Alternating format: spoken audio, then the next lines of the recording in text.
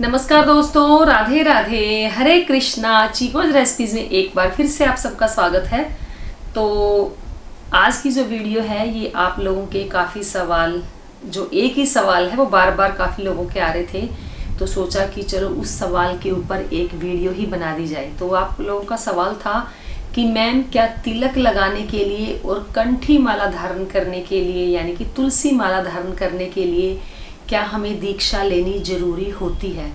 तो जी सोचा चलो इसकी ही वीडियो आप लोगों को दे दी जाए, क्योंकि सवाल जवाब में ज़्यादातर जवाब जो सवाल थे वो यही थे। तो जी ऐसा कुछ भी नहीं है कि आपको तिलक लगाने के लिए और तुलसी माला धारण करने के लिए दीक्षा लेने की ज़रूरत है।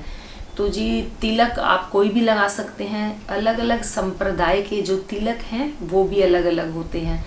तो जैसे कि कुछ लोग खाली गोपी चंदन का तिलक लगाते हैं, कोई राधा कुंड की मिट्टी का तिलक लगाते हैं।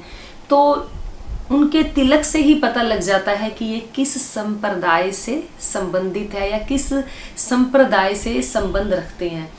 तो अगर जिन्होंने दीक्षा ली होती है वो तो उसी संप्रदाय का ही तिलक लगाते हैं। जैसे जिन्होंने अगर राधा वल्लभ या राधा जी का ले रखा होता है तो वो तो राधा कुंड की मिट्टी का जो काला तिलक होता है,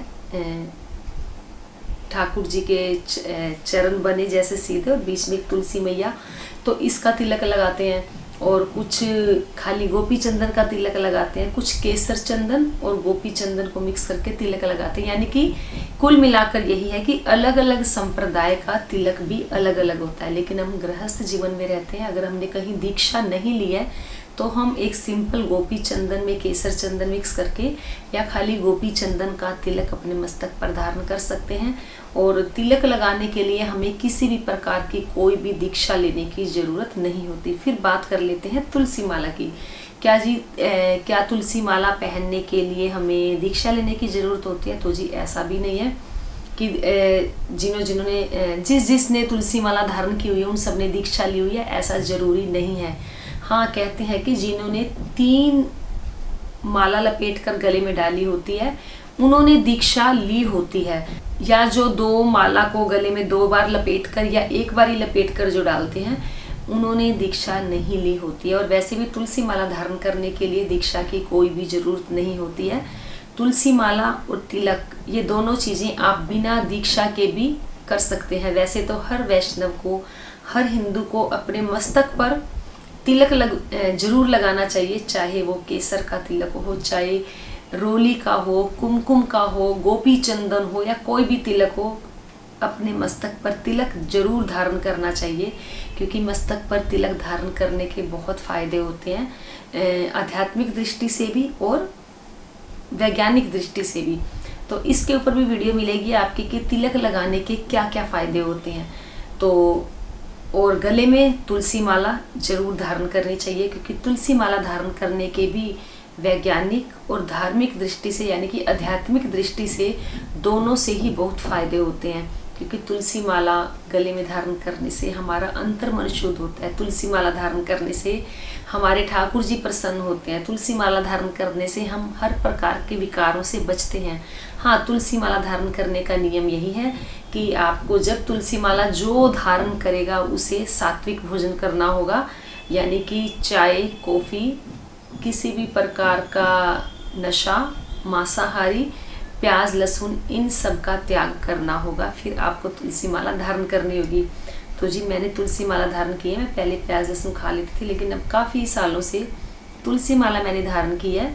तो तुलसी माला धारण करने के बाद भी खा लेती थी प्याज लहसुन, लेकिन ठाकुर जी की ऐसी कृपा हुई कि तुलसी माला धारण करते करते उन्होंने मेरा प्याज लहसुन छुड़वा दिया। हाँ, चाय मैं पी लेती हूँ, अब उस पर भी काम जारी है कि चाय भी ना पी जाए।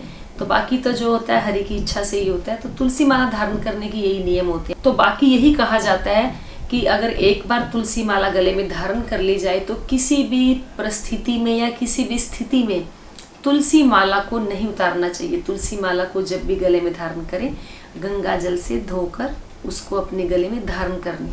तो ये थी एक छोटी सी वीडियो, मैंने आप लोगों को बताई कि तुलसी माला धारण करने के लिए और मस्तक पर तिलक लगाने के लिए क्या हमें दीक्षा की ज़रूरत होती है।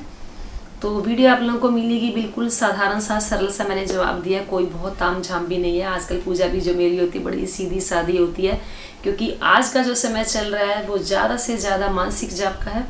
आज का जो समय चल रहा है ज़्यादा से ज़्यादा ध्यान का है, अपने अंदर की तरफ मुड़ने का है। तो मैं तो यही कहूँगी, चाहे 5 मिनट बैठें, अपने प्रभु का ध्यान जरूर करें, मेडिटेशन बैठें, अपने अंतर की यात्रा करें, अंतर मन में ध्यान करें। और एक और बात बता दूं कि इंस्टाग्राम पर भी मेरा चीको रेसिपीज़ नाम से एक पेज है, तो जल्दी से जाकर वहाँ भी उसे फॉलो कर लें। तो उम्मीद करती हूँ आपको आज की एक छोटी सी वीडियो जरूर पसंद आई होगी। तो वीडियो को लाइक करें, शेयर करें, चैनल को सब्सक्राइब करना बिल्कुल ना भूलें। हमेशा की तरह अपने सुझाव देते रहें। आज के लिए इतना ही, फिर मिलते हैं। धन्यवाद। हरे कृष्णा।